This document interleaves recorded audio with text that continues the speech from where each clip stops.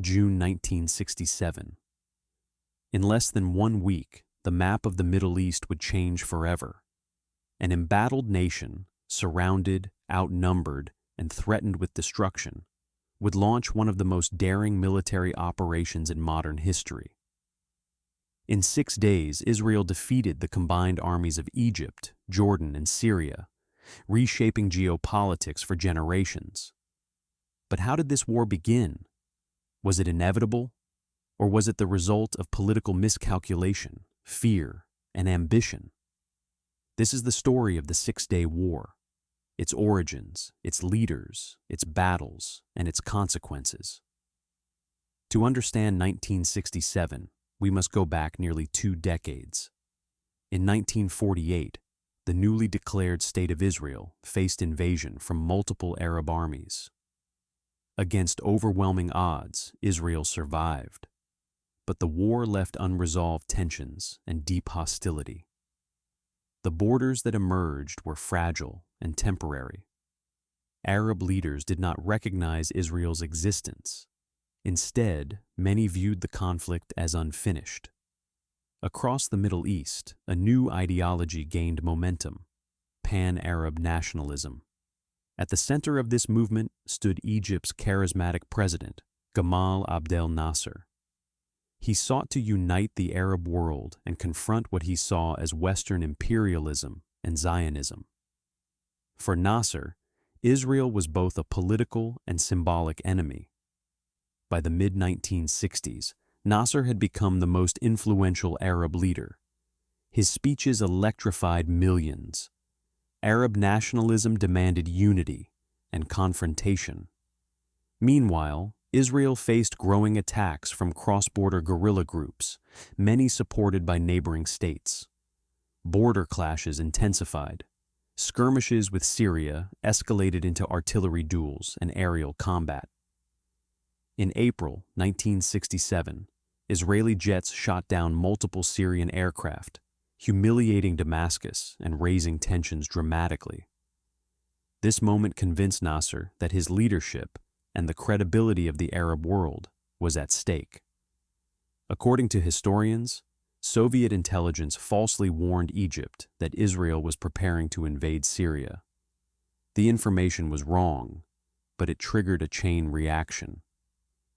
In May 1967, Nasser made a series of bold and dangerous decisions. First, he ordered Egyptian forces into the Sinai Peninsula, directly threatening Israel. Then, he expelled United Nations peacekeepers who had maintained calm since the Suez Crisis. Finally, he closed the Straits of Tiran to Israeli shipping. This was an act Israel had previously declared a casus belli, a cause for war. To Israelis, it looked like the beginning of a coordinated assault. To Arab audiences, it was a triumphant moment. Crowds celebrated. Radio broadcasts spoke openly of destroying Israel. Arab leaders made increasingly aggressive public statements. Israel, meanwhile, was gripped by fear. The country was small, vulnerable, and geographically narrow. The memory of the Holocaust was still fresh. Many believed that another disaster could be imminent. Inside Israel, the government debated, should they wait or strike first? The stakes were enormous. If the Arab armies attacked simultaneously, Israel's survival could be in doubt. Mobilization was costly. The country's economy was grinding to a halt. Reserve soldiers filled the ranks. Families prepared for mass casualties. Some even dug graves in advance. The Israeli leadership faced a brutal calculation: strike now or risk annihilation. Eventually, a national unity government formed. Among its leaders were Prime Minister Levi Eshkol, Defense Minister Moshe Dayan, and Chief of Staff Yitzhak Rabin. Their decision would shape history. By early June, tensions reached a breaking point. Arab armies mobilized. Egypt formed defense pacts with Jordan and Syria. Iraqi forces prepared to join. Israel found itself encircled. Diplomatic efforts failed. The United States and other powers urged restraint, but offered no security guarantees. Time was running out. On the morning of June 5, 1967, Israel launched a preemptive strike. It would become one of the most successful air operations in military history. The war had begun. At sunrise on June 5, 1967, the Middle East stood on the edge of catastrophe. Across the Sinai Peninsula, Egyptian troops waited in fortified positions. Their commanders believed they had the advantage. They believed Israel would not dare to strike first. In Israel, however, a decision had already been made. The nation's survival depended on speed, precision, and surprise. Israel's leaders knew that if the Arab air forces remained intact, they could devastate Israeli cities and military bases within hours. The solution was bold and incredibly risky. Israel would launch a preemptive airstrike. The operation was called Mokt, or Operation Focus. It was one of the most carefully planned air campaigns in history. Israeli intelligence had studied Egyptian air bases for years. Pilots memorized runways, aircraft positions, and radar patterns. Timing was everything. At 7:45 a.m., when Egyptian commanders were commuting to work and radar vigilance was at its lowest, Israeli jets took off. But here was the gamble. Nearly the entire Israeli Air Force left the country's skies undefended. If the attack failed, Israel would be exposed. Flying low over the Mediterranean and desert to avoid radar, Israeli planes approached Egyptian airfields. Then, within minutes, they struck. Runways were cratered. Planes exploded on the ground. Egyptian air power was caught completely by surprise. Within hours, hundreds of aircraft were destroyed. The balance of the war had shifted. As news spread, confusion gripped the Arab command structure. Egyptian communication systems broke down. False reports claimed Egyptian forces were winning. Some leaders believed the United States and Britain had joined the war. The chaos deepened. Meanwhile, Israeli aircraft expanded the campaign. They struck air forces in Jordan, Syria, and Iraq. By the end of the day, Israel had destroyed most Arab air power. The skies now belonged to Israel. This achievement would shape every battle that followed. With control of the air secured, Israel launched ground operations. The Sinai Peninsula became the main battlefield. Israeli strategy focused on speed and maneuver.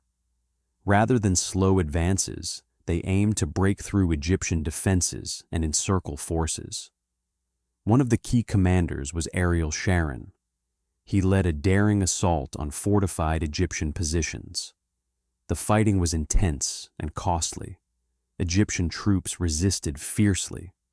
But Israeli forces exploited mobility and air support. One by one, Egyptian defensive lines collapsed. Meanwhile, events escalated in another direction. Jordan's King Hussein faced a difficult choice. Despite warnings from Israel to stay out of the conflict, Jordan joined the war under pressure from Arab allies. Jordanian artillery began shelling Jerusalem and Israeli cities. The conflict expanded. Israel now faced multiple fronts. This would lead to one of the most emotional and historic battles of the war, the fight for Jerusalem. By the evening of June 5th, the war had already changed. Arab air forces lay in ruins. Israeli ground forces were advancing. The strategic balance had shifted dramatically, but the war was far from over. In the coming days, the most decisive battles were yet to be fought. Jerusalem, the West Bank, and the Golan Heights. The outcome would shape the future of the Middle East. By the second day of the war, Israel held the skies. But air superiority alone would not win the conflict. The real test lay in the vast, harsh terrain of the Sinai Peninsula. Here, tens of thousands of Egyptian troops remained entrenched in fortified positions. Soviet-built defenses, trenches, minefields, and artillery batteries stretched across the desert. Time was critical. Israel's leadership feared international pressure would soon force a ceasefire. If they were to neutralize the Egyptian threat, they had to act quickly. The strategy was clear: move fast, strike hard, and collapse Egyptian command before it could recover. One of the most decisive battles of the war took place at Abu Aguila. This was not just a position, it was the key to the Sinai. Egyptian forces had created a powerful defensive network. Artillery, anti-tank weapons, and infantry strongpoints formed a layered defense. Many believed it was nearly impenetrable. Israeli General Ariel Sharon devised a complex and daring plan. Instead of a single frontal assault, he ordered a coordinated attack. Infantry would infiltrate at night. Paratroopers would land behind Egyptian lines. Artillery would silence enemy guns. Armored units would strike from multiple directions. As darkness fell, Israeli troops advanced. Fighting erupted in trenches and bunkers. The battle was brutal, chaotic, and close. By dawn, the Egyptian position collapsed. The road into the Sinai was open. This victory shattered Egyptian defensive cohesion. News of the defeat spread rapidly through Egyptian ranks. Confusion intensified. Communication breakdowns meant many commanders had little information about the situation. Then came a critical decision. Egyptian leadership ordered a general retreat from Sinai. But the withdrawal quickly turned into chaos. Without air cover, Egyptian convoys became vulnerable. Israeli aircraft attacked columns of vehicles, tanks, and troops. The desert highways became scenes of destruction. The organized army began to dissolve. Morale collapsed. Israeli forces pushed forward relentlessly. They bypassed strongpoints and raced toward key objectives.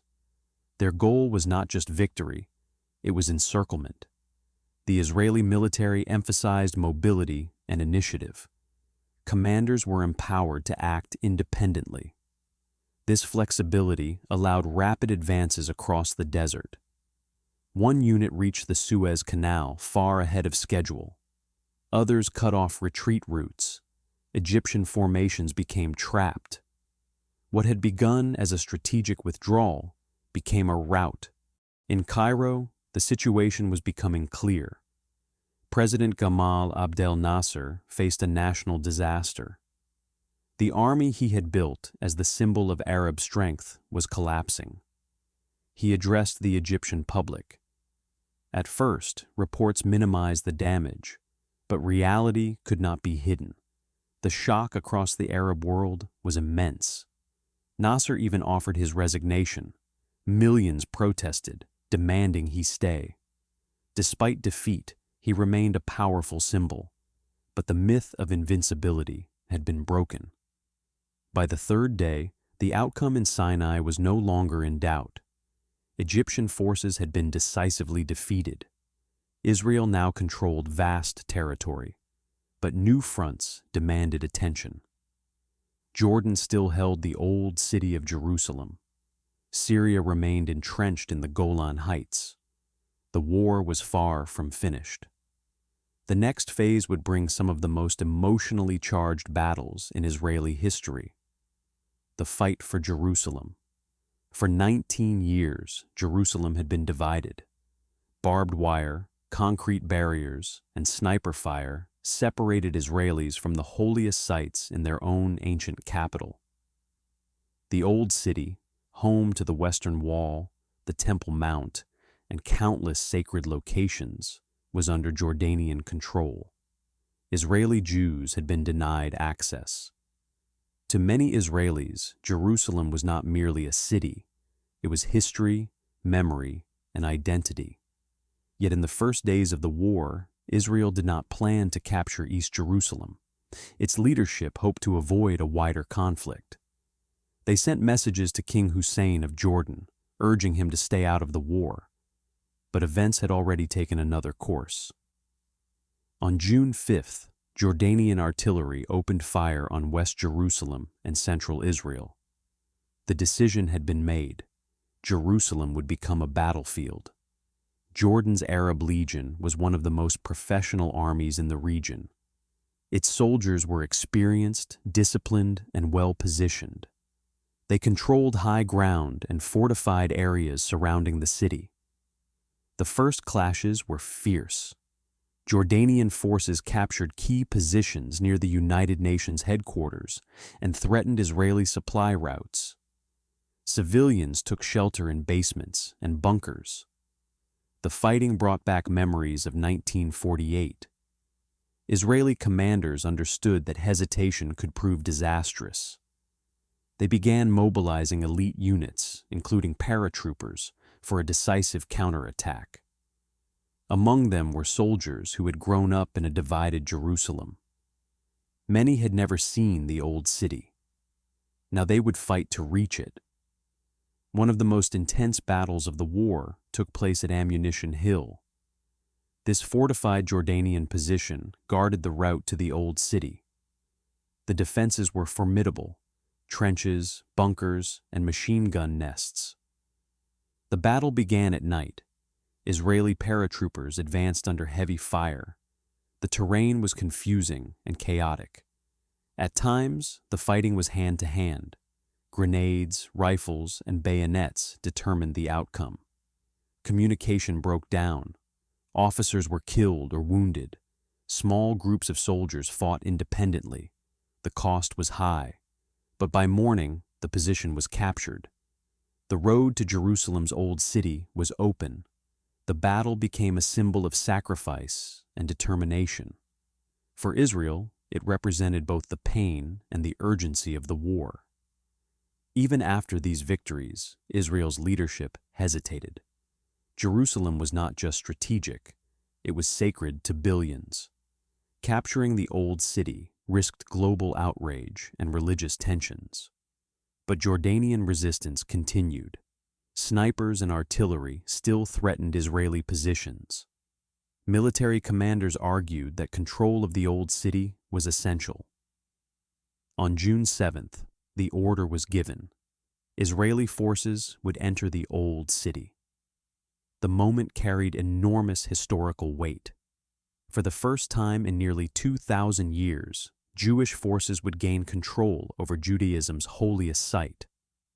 Israeli paratroopers advanced through the Lion's Gate. The streets were narrow, ancient, and silent. Jordanian resistance was lighter than expected. Many defenders had withdrawn. The soldiers moved carefully, aware of the city's significance. Then they reached the Temple Mount. Radio transmissions carried the historic words across Israel: "The Temple Mount is in our hands." Soon after, the paratroopers reached the Western Wall. Many broke down in tears. Some prayed. Others simply stood in silence. For many, it was a moment of profound spiritual and national meaning. Images of soldiers touching the ancient stones would become iconic. The capture of the old city transformed the emotional and political landscape of the war. News of Jerusalem's capture spread quickly. For Israelis, it was a moment of unity and pride. For many in the Arab world, it was a devastating blow. The war was no longer only about borders and security. It had become deeply symbolic.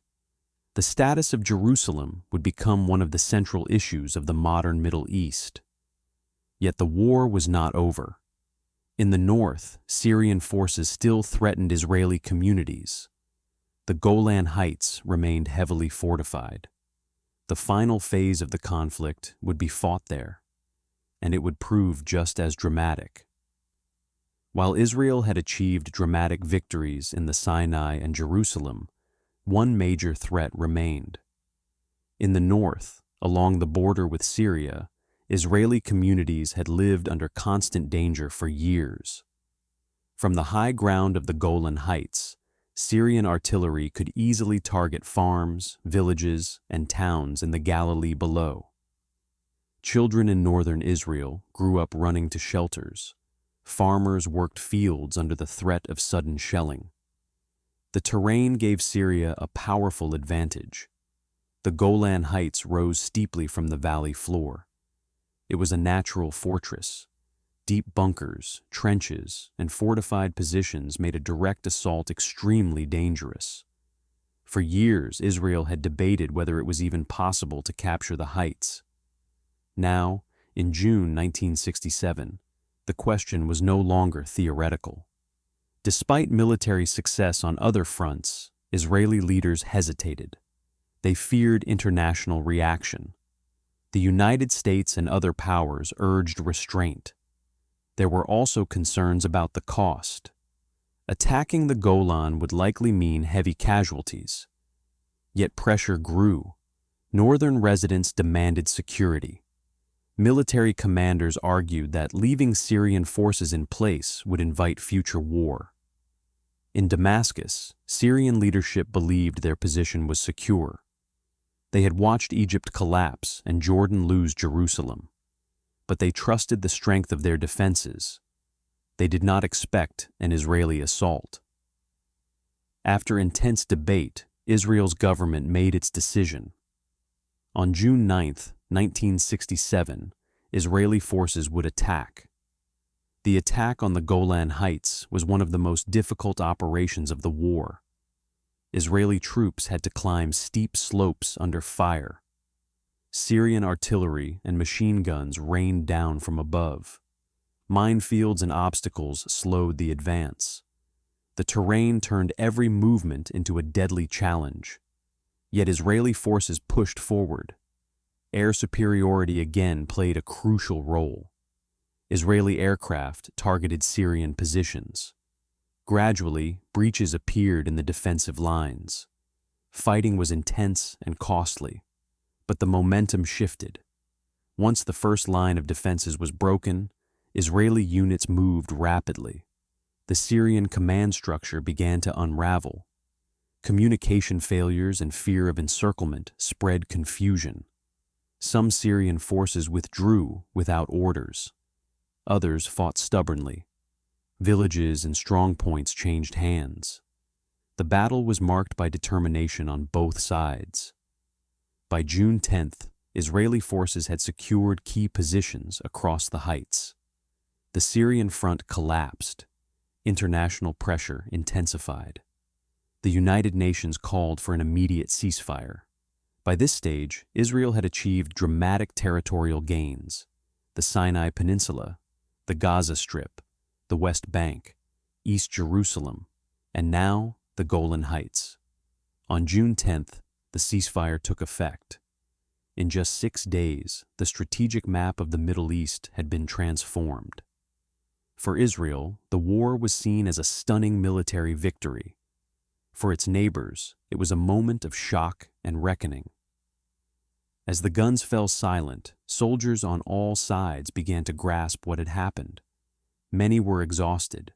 Some mourned fallen comrades. Others reflected on the speed and scale of the conflict. The war had been brief, but its consequences would be profound. For Israelis, the sense of vulnerability that had defined the pre-war period had been replaced by a new reality. Yet victory also brought new challenges. Millions of Palestinians now lived under Israeli control. Territorial questions would dominate future diplomacy. The next phase would not be fought with tanks and aircraft, but with negotiations, politics, and global pressure. The Six-Day War had ended, but its legacy had only begun. When the guns fell silent in June 1967, the Middle East entered a new era. In only 6 days, Israel had transformed its strategic position. Before the war, it had been a narrow and vulnerable state, surrounded by hostile armies. After the war, it controlled territories several times its original size. The Sinai Peninsula now provided strategic depth against Egypt. The Golan Heights removed the immediate artillery threat from Syria. Jerusalem, once divided, was unified under Israeli control. Yet the victory brought new and complex challenges. The most immediate was political. Israel now governed large populations of Palestinians in the West Bank and Gaza. This reality would shape decades of conflict, diplomacy, and debate. The military victory had solved some problems, but created others. The Arab world was stunned. The defeat shattered assumptions about military strength and unity. In August 1967, Arab leaders gathered in Sudan for a summit in the city of Khartoum. There, they issued a declaration that would become famous. No peace with Israel. No recognition of Israel. No negotiations with Israel. These three no's reflected both anger and political necessity. Many leaders feared domestic backlash if they appeared weak. At the same time, the defeat sparked internal reflection. Some governments began rebuilding their militaries. Others explored diplomatic strategies. The stage was set for future confrontations. Another major consequence was the transformation of Palestinian politics. Before 1967, many Palestinians relied on Arab states to lead the struggle against Israel. After the war, this began to change. Groups such as the Palestine Liberation Organization gained prominence. Leaders like Yasser Arafat emphasized independent Palestinian action. Guerrilla warfare and cross-border attacks increased. The conflict evolved. It was no longer only a war between states. It became a broader national and political struggle. This shift would reshape the Middle East. The Six-Day War was also a key moment in the global Cold War. The Soviet Union had supported Arab states with weapons, training, and intelligence. The United States had become Israel's most important strategic partner. After 1967, this alignment deepened. Washington saw Israel as a reliable ally in a volatile region. Moscow intensified its backing of Egypt and Syria. The Middle East became a central arena of superpower competition. This rivalry influenced military buildups, diplomacy, and future wars. The next major conflict would again bring the world close to confrontation. Egypt's president, Gamal Abdel Nasser, sought to rebuild his country's strength. He launched a war of attrition along the Suez Canal. Artillery duels, raids, and air battles continued. After Nasser's death, his successor, Anwar Sadat, adopted a new strategy. He prepared for a surprise attack. In 1973, Egypt and Syria launched a coordinated offensive on Yom Kippur. The war shocked Israel and the world. Though Israel ultimately repelled the attack, the conflict changed regional dynamics. It opened the path to diplomacy. One of the most unexpected consequences of 1967 was peace. In 1979, Egypt and Israel signed a historic treaty. Egypt became the first Arab state to recognize Israel. The Sinai Peninsula was returned. The agreement demonstrated that diplomacy could reshape the region. Later, Jordan would also sign a peace treaty. Yet the Palestinian question remained unresolved. Negotiations, uprisings, and international efforts would continue. The legacy of 1967 remained central. Today, the Six-Day War remains one of the most studied conflicts in modern history. Some view it as a defensive war of survival. Others emphasize its long-term political and humanitarian consequences. It reshaped borders, identities, and geopolitics. It altered the balance of power in the Middle East, and it continues to influence global diplomacy. For Israel, the war was a turning point, from vulnerability to strength. For the region, it marked the beginning of a new and complex era. The events of 6 days in June 1967 continue to shape the world, and the story is still unfolding. The 6-day war lasted less than a week, but its consequences have lasted generations. In 6 days, Israel transformed its strategic position, yet victory brought new challenges, new borders, new conflicts, and new questions that still define the Middle East. For some, the war was a miracle of survival. For others, it marked the beginning of a long and painful struggle. For historians, it remains one of the most consequential turning points of the 20th century. It reshaped diplomacy, religion, and global politics. It influenced peace treaties, uprisings, and wars that followed. And even today, its legacy remains at the center of international debate. The story of 1967 is not only about the past, it is about the present and the future. Because the issues born in those 6 days continue to shape the world we live in. History often turns on moments of crisis, on decisions made under pressure, on courage, fear, and uncertainty. In June 1967, leaders and soldiers faced choices that would echo across generations. The Middle East we know today was forged in those days, and understanding them is essential to understanding our world. If you found this podcast valuable, consider subscribing. We create deep, cinematic podcasts that explore Israel, Judaism, and anti-Semitism.